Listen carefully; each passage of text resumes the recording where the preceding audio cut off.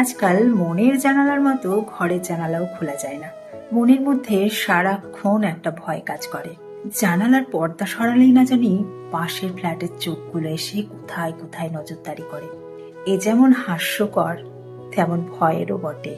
অথচ আমার খুব ইচ্ছে ছিল আমাদের একটা বাড়ি থাকবে, যার জানালা খুলে দিলেই মৃদুমন্দ মিষ্টি বাতাস এসে আমার গা ছুঁয়ে যাবে। জানালার সামনে চোখ রাখলেই চোখের সামনে ছবির মতো একটা সবুজ মাঠ আমার দৃষ্টিপথকে দূর থেকে দূরে নিয়ে যাবে।